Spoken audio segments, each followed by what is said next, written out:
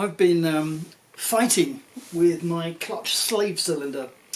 Now, unfortunately, when I reinserted the engine, I neglected to connect it up to the engine. So it's supposed to be fixed way down there somewhere, and it's just about accessible, barely.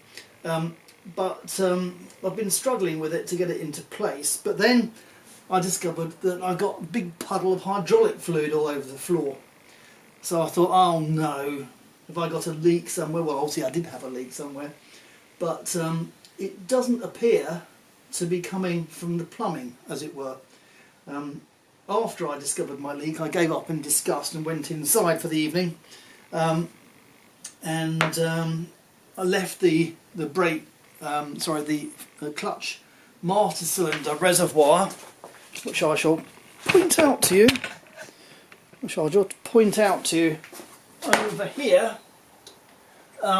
which was empty, and I thought, well, if it's going to leak, it will empty itself again after I've topped it up, which I did, but it hasn't moved overnight.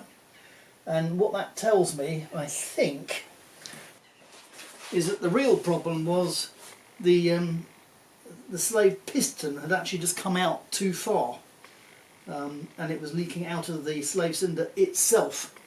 Hence the operating rod was hanging out, and basically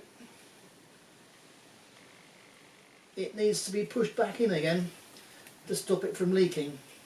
I just need to pull this rubber gaiter back over the... there we go.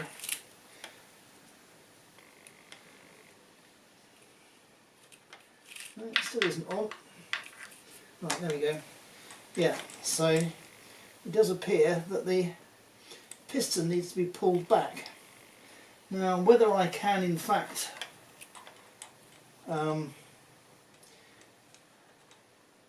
insert this without, because it kind of needs to be pushed in order for it to get in the gap between where it needs to be attached to the engine block and the operating rod. As you can see, it's trying to push out. Now it is actually just the gaiter that's doing that. I have actually shortened the operating. This is a Mazda 323 slave cylinder, but I have shortened the operating rod in here so that it fits where it needs to go. It basically means the gaiter is too long, but I'm reluctant to shorten the gaiter because then it won't have anywhere to seal. Yeah, I might look at that again actually. Let's take it off. So this is my problem, it's a bit too springy, and I have this is the operating rod, that has been shortened. So in principle what I need to do is cut the end off the gaiter. Actually, thinking about it, because the seal, which I will lose if I shorten this thing, is around the very end of the operating rod, I should, if I can pull the operating rod out completely, there it goes. So that's the operating rod, and as you can hopefully see, there's a ridge or groove rather in there. And if I shorten this thing and then put a cable tie around, it's possible that I can get a seal to happen. Okay, so I have in fact shortened the gaiter by one ripple. I possibly could shorten it by two because it's still springing outwards, but I'm not sure what there is an internal spring, so I'm not clear whether it's at its fullest extent. Bear in mind it did leak. I probably could judge that by looking at the state of the piston, how far.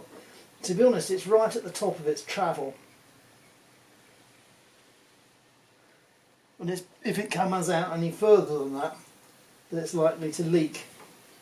So I'm going to go with, because these ripples are all the same diameter.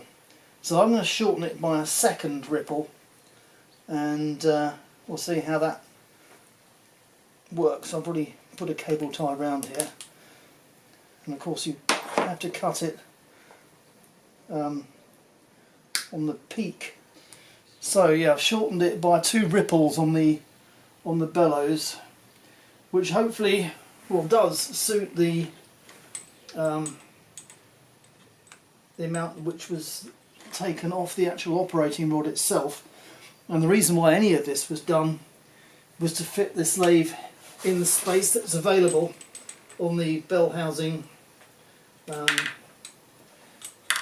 block, etc., of the engine itself, between that and the clutch release arm.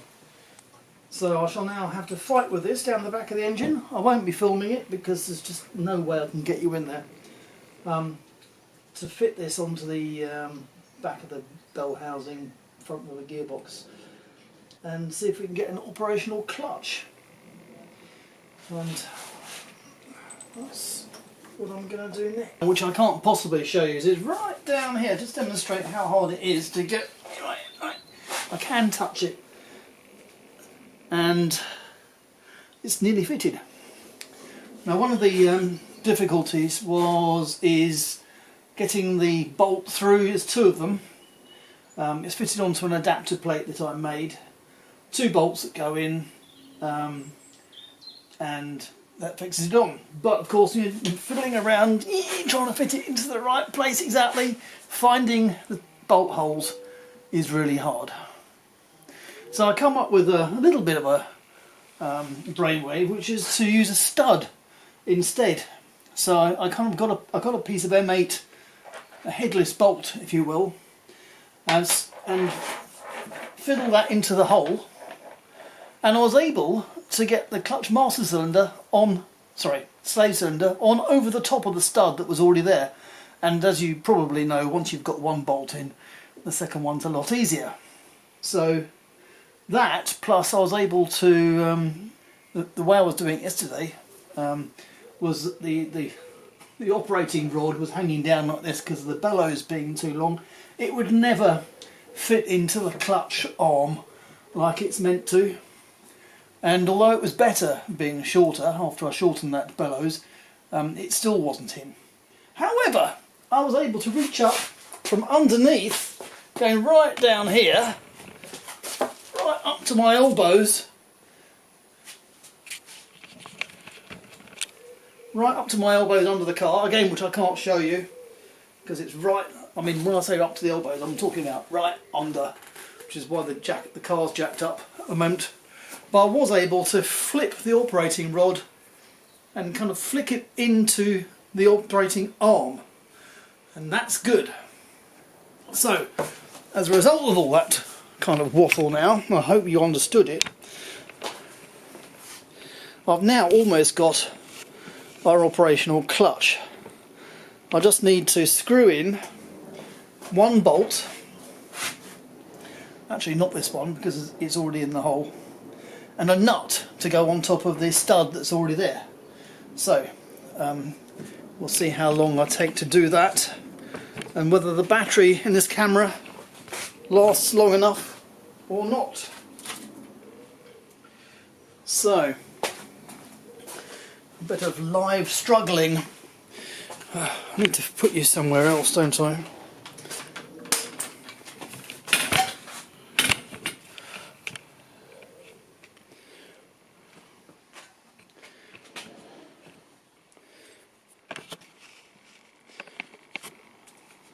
Partially obscured by the bonnet. Okay, let's see how well that works. Right, I've got a nut and a spring washer. Let's put the nut on first.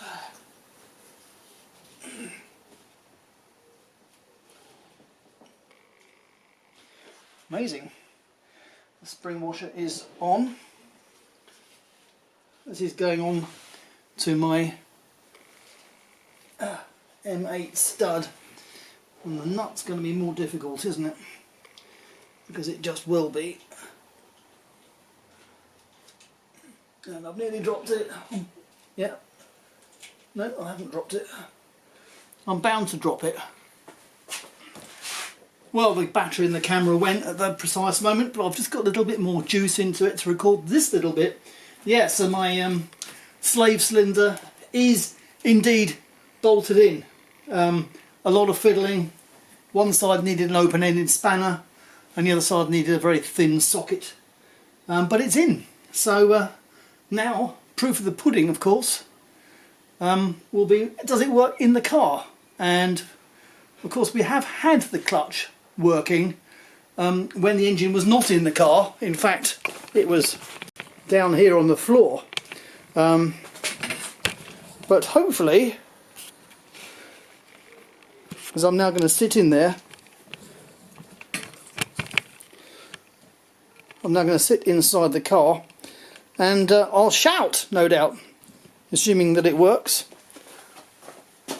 I shall shout anyway, but especially if it works.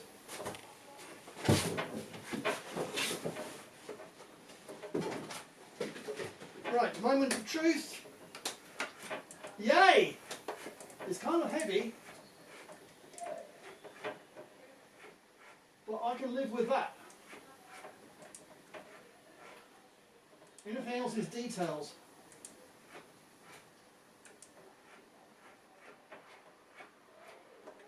I have a working clutch pedal, folks.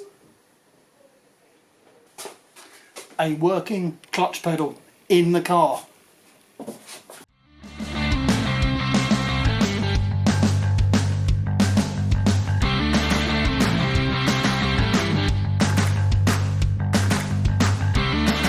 If you got as far as this, thanks very much for watching. And in case you haven't already, please do consider subscribing. That would be really encouraging for me. So catch you on the next one.